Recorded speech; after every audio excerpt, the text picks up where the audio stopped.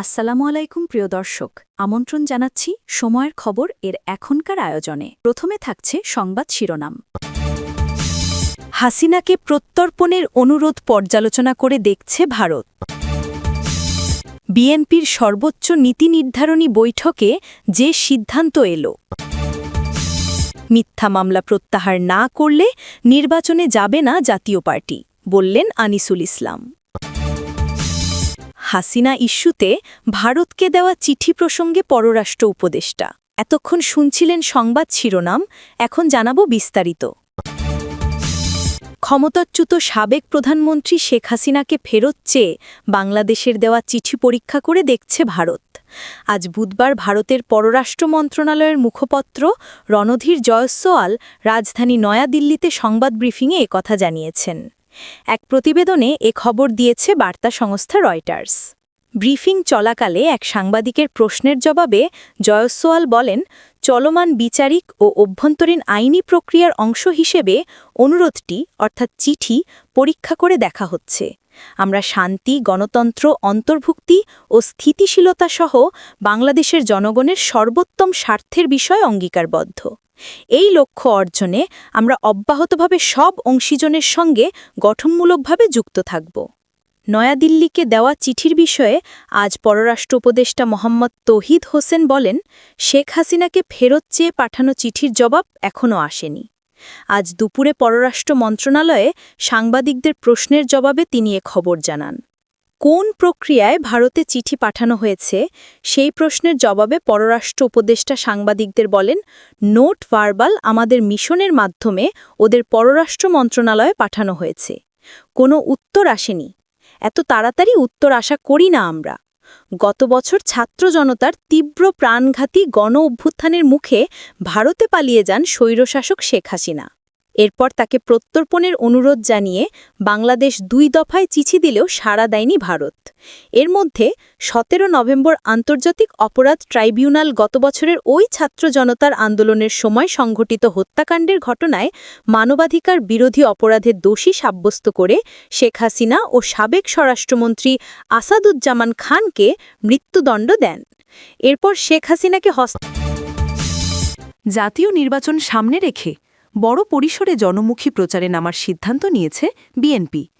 দলটির স্থায়ী কমিটির সর্বশেষ বৈঠকে আসন ভিত্তিক বিশেষ টিম গঠন, সেক্টর ভিত্তিক অঙ্গীকার তৈরি এবং পৃথক লিফলেটের মাধ্যমে এসব পরিকল্পনা জনগণের ঘরে ঘরে পৌঁছে দেওয়ার ব্যাপারে সর্বসম্মত মত হয়। নির্ভরযোগ্য সূত্রে জানা গেছে, রাষ্ট্র ক্ষমতায় গেলে কোন সেক্টরে কী ধরনের পরিবর্তন আনবে সে বিষয়ে দলটি একটি সমন্বিত প্রচার নীতি গ্রহণ করছে। সম্প্রতি গুলশানে চেয়ারপারসনের রাজনৈতিক কার্যালয়ে অনুষ্ঠিত বৈঠকে লন্ডন থেকে ভার্চুয়ালি সভাপতিত্ব করেন বিএনপির ভারপ্রাপ্ত চেয়ারম্যান তারিক রহমান। স্থায়ী কমিটির বৈঠকে সিদ্ধান্ত হয়, কেন্দ্রীয় ও অঙ্গ সহযোগী সংগঠনের নেতাদের নিয়ে প্রতিটি আসনে আলাদা টিম গঠন করা হবে। দলটি রাষ্ট্র মেরামতে তাদের 31 দফা, শিক্ষা, কর্মসংস্থান, স্বাস্থ্য, কৃষি, শিল্প, ব্যবসা বাণিজ্য সহ প্রতিটি খাতে সুনির্দিষ্ট কর্মপরিকল্পনা আলাদা লিফলেট আকারে প্রচার করবে। তরুণ ও নারী ভোটারদের আকর্ষণ বাড়াতে বিশেষ কন্টেন্ট তৈরি করা হবে। এসব লিফলেট দেশব্যাপী প্রতিটি ঘরে পৌঁছে দেওয়ার জন্য নেতাকর্মীদের বিশেষ নির্দেশনা থাকবে। বিএনপির স্থায়ী কমিটির সদস্য আমির খসরু মাহমুদ চৌধুরী যুগান্তরকে বলেন, বিএনপির মূল লক্ষ্য একটি স্থিতিশীল, সমৃদ্ধ এবং সুখী বাংলাদেশ করে তোলা, যেখানে নাগরিকরা ন্যায্য অধিকার থেকে বঞ্চিত হবে না, নিরাপদ জীবনযাপন করতে পারবে, ব্যক্তিগত মর্যাদা ও সম্মান বজায় থাকবে এবং প্রত্যেকে তার ধর্মীয় আচার অনুষ্ঠান স্বাধীনভাবে পালন করতে পারবেন। বিএনপি ইতোমধ্যে ভঙ্গুর অর্থনীতি পুনর্গঠন, জনস্বাস্থ্য সুরক্ষা, নাজুক সামাজিক শৃঙ্খলা পুনরুদ্ধার, বিপুল সংখ্যক বেকার যুবকের কর্মসংস্থান সৃষ্টি এবং বিজ্ঞান প্রযুক্তি নির্ভর কর্মমুখী শিক্ষা চালুর জন্য ব্যাপক কর্মপরিকল্পনা প্রণয়ন করেছে। আমির খসরু বলেন, বিএনপি ক্ষমতায় গেলে সারা দেশের মানুষের জন্য বিনামূল্যে প্রাথমিক চিকিৎসা সেবা চালু করবে। এই লক্ষ্যে বিএনপি এখন থেকেই পরিকল্পনা মাফিক কাজ শুরু করেছে। বিএনপি প্রস্তুতি নিচ্ছে, ডে 1 থেকে আমাদের পারফর্ম করতে হবে। 1 কোটি মানুষকে চাকরি দেব, এটা আমরা হোমওয়ার্ক করেই বলেছি।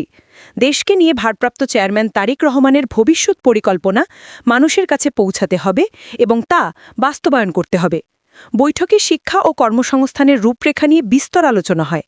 এক নেতা জানান, বিএনপির শিক্ষা বাজেট বাড়ানো, স্কুলেই কারিগরি ও ব্যবহারিক শিক্ষা চালু, আইটি ও আর্ট কালচার সহ নানা বিষয়ে স্কিল ডেভেলপমেন্ট অন্তর্ভুক্ত করার পরিকল্পনা করেছে। প্রাথমিক থেকে তৃতীয় ভাষা এবং হাই স্কুল থেকে চতুর্থ ভাষা শেখার সুযোগ তৈরি করা হবে, যার মধ্যে রয়েছে আরবি, জার্মান, ফরাসি, জাপানি ও চীনা ভাষা। ক্যাম্পাসে নিরাপদ পরিবেশ ও মেধাভিত্তিক ছাত্র রাজনীতি চালু, আবাসন সংকট নিরসন, লাইব্রেরি আধুনিকায়নের প্রতিশ্রুতিও লিফলেটে থাকবে। সূত্র জানায়, তরুণদের উদ্যোক্তা হিসেবে গড়ে তুলতে প্রতিটি জেলায় ক্ষুদ্র ও মাঝারি শিল্প স্থাপনে অর্থায়নের পরিকল্পনা রয়েছে। 1 লাখের বেশি ফ্রিল্যান্সারের নিরাপদ লেনদেন নিশ্চিত করতে পেপ্যাল ও ওয়াইস চালুর প্রতিশ্রুতি, 18 মাসে 1 কোটি কর্মসংস্থান, 5 বছরে 5 কোটি গাছ রোপণ, নদী খাল খননের উদ্যোগ, 50 লাখ ফ্যামিলি কার্ড ও দুর্নীতি চাঁদাবাজি দমনে বিশেষ পরিকল্পনা তুলে ধরা হবে লিফলেটে। পাশাপাশি স্বাস্থ্য, খাদ্য নিরাপত্তা, কৃষি, মানব উন্নয়ন, পরিবেশ ও টেকসই উন্নয়ন সহ প্রতিটি সেক্টরের আলাদা রোডম্যাপও দেওয়া হবে। সূত্র আরও জানায়, প্রতিহিংসার রাজনীতি পরিহার করে বাংলাদেশি জাতীয়তাবাদের ভিত্তিতে একটি অন্তর্ভুক্তিমূলক রাষ্ট্র গঠন, গত 15 বছরের অর্থপাচার দুর্নীতির অনুসন্ধান, শ্বেতপত্র প্রকাশ এবং মিথ্যা মামলা ও বিদেশ যাত্রায় নিষেধাজ্ঞা প্রত্যাহার না হলে জাতীয় পার্টি ত্রয়োদশ জাতীয় সংসদ নির্বাচনে অংশ নেবে না, কমনওয়েলথ মহাসচিবের সঙ্গে বৈঠকে এমন স্পষ্ট অবস্থান জানিয়েছেন জাতীয় পার্টির চেয়ারম্যান ব্যারিস্টার আনিসুল ইসলাম মাহমুদ। রোববার 23 নভেম্বর সন্ধ্যায় রাজধানীর হোটেল ইন্টারকন্টিনেন্টালে বাংলাদেশ সফররত কমনওয়েলথ মহাসচিব শার্লি বচোভের সঙ্গে জাতীয় পার্টির বৈঠক অনুষ্ঠিত হয়। দলের চেয়ারম্যানের সঙ্গে বৈঠকে উপস্থিত ছিলেন মহাসচিব ও সাবেক মন্ত্রী ABM রুহুল আমিন হাওলাদার এবং আন্তর্জাতিক বিষয়ক বিশেষ দূত ও প্রেসিডিয়াম সদস্য মাসুর মৌলা। কমনওয়েলথ মহাসচিবের নেতৃত্বে 5 সদস্যের একটি প্রতিনিধি দল আলোচনায় অংশ নেয়। বৈঠকে জাতীয় পার্টির চেয়ারম্যান আনিসুল ইসলাম মাহমুদ জানান, দেশে এখনও নির্বাচনের মতো লেভেল প্লেয়িং ফিল্ড গড়ে ওঠেনি। প্রশাসন 2 ভাগে বিভক্ত, মব কালচার চলছে এবং আইনশৃঙ্খলা পরিস্থিতিও স্বাভাবিক নয়।